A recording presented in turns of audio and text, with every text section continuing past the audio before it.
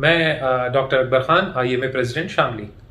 देखिए, ये helpline series video है और जैसा कि आपको पता ही है, इस सीरीज को बनाने का मकसद ये है कि आम जनता तक सही जानकारी एक्सपर्ट्स की ज़ुबानी पहुंच सके।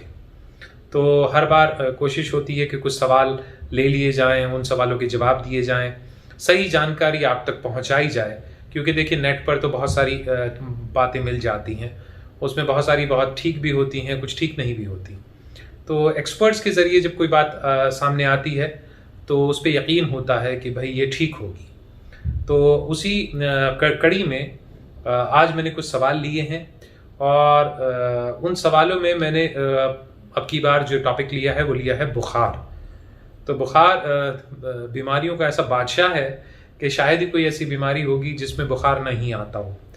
तो बुखार के बारे में बहुत सारी चीज़ें, बहुत सारे सवाल मन में आते हैं और हमारे सामने भी मरीज़ बहुत सारे सवाल रखते हैं।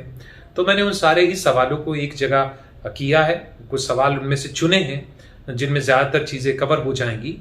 तो मैं पहले तो आपको सब सवाल बता देता हूँ एक एक करके, और उसके बाद फिर मैं एक एक करके उनके जवाब आपको देता हूँ।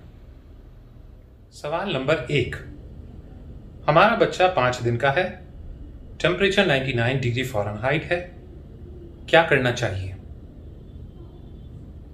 सवाल नंबर 2, 3 महीने का बच्चा है और टेम्परेचर 100 डिग्री फ़ारेनहाइट है, क्या करना चाहिए?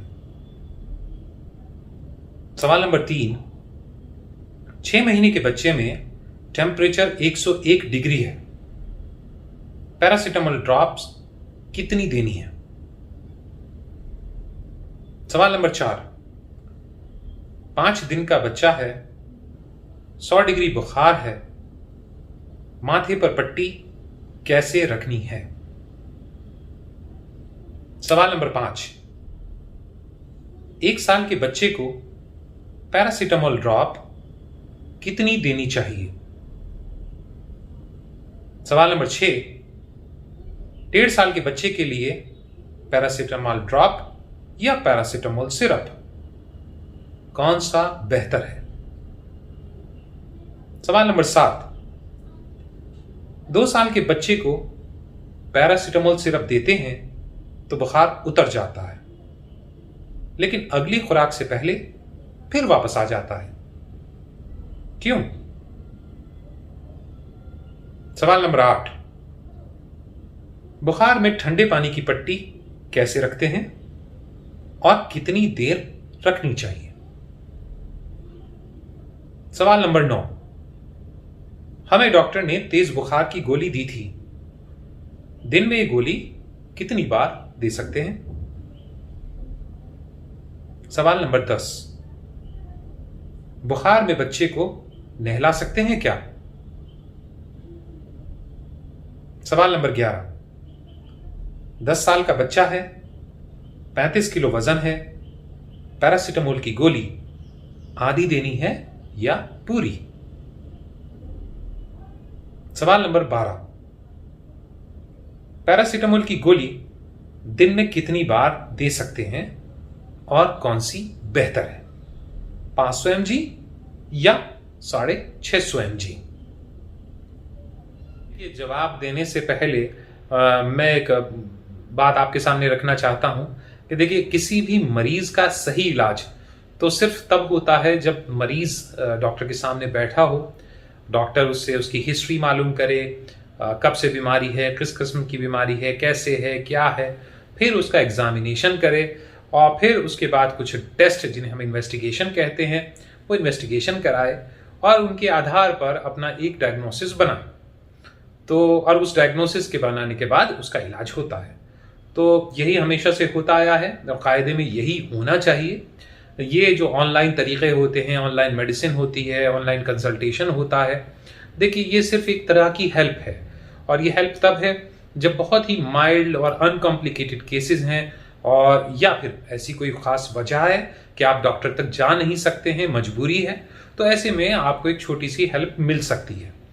बाकी असल इलाज तो तभी होता है जब आप अपने डॉक्टर को दिखाते हैं। तो जो सवालों के जवाब मैं अब देने वाला हूं उनको भी आप उसी तरीके से रखें माइल्ड केसेस में, अनकॉम्प्लिकेटेड केसेस में आपके लिए वो बहुत यूजफुल होने वाले हैं। लेकिन जहां कहीं भी आपको ऐसा लगे कि केस थोड़ा सा कॉम्प्लिकेटेड है, तो फिर आप रिस्क ना लें और अपने डॉक्टर से फौरन कंसल्ट करें।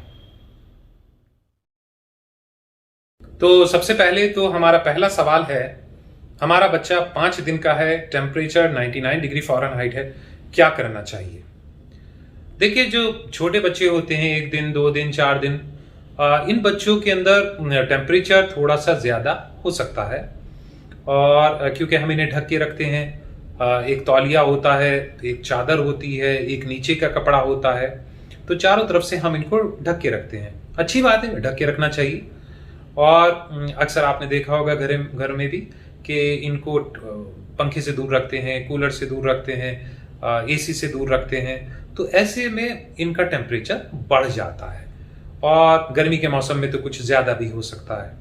तो 99 या 100 तक टेम्परेचर अगर बच्चे का थर्मामीटर में आ रहा है और उसके बावजूद वो सही से दूध पी रहा है, सही से सो रहा है, और अगर आप थर्मामीटर ना लगाएं तो आपको एहसास ही नहीं होगा कि कोई गड़बड़ है। यानी ठीक ठाक सा लगता हुआ बच्चा, ठीक ठाक सा बच्चा, सिर्फ टेम्परेचर देखने पर पता चलता है कि वो 99 या 100 है, ये नॉर्मल है। ऐसे में हमें करना क्या है? कुछ खास नहीं करना है, किसी दवा की जरूरत नहीं है। आप उसे थोड़ा सा खोल दीजिए, थोड़ा पंखा चला दीजिए, कूलर चला दीजिए, एसी चला सकते हैं, और इतना करने से ही उसका टेम्परेचर नॉर्मलाइज कर जाएगा। तो 5 दिन का बच्चा हो, 10 दिन का बच्चा हो, या 1 महीने तक का बच्चा हो, इन सब में अक्सर सिर्फ कपड़े खोलने से, हवादार जगह रखने से टेम्परेचर कंट्रोल में आ जाता है। आप इसे पैरासिटामोल की ड्रॉप देंगे या कोई और दवा देंगे तो वो बेहतर नहीं है, उससे कुछ नुकसान ही हो सकता है। और क्योंकि दवा की जब जरूरत ना हो तो उसे देने का कोई फायदा नहीं है। सवाल नंबर 2, 3 महीने का बच्चा है और टेम्परेचर 100 डिग्री फ़ारेनहाइट है, क्या करना चाहिए?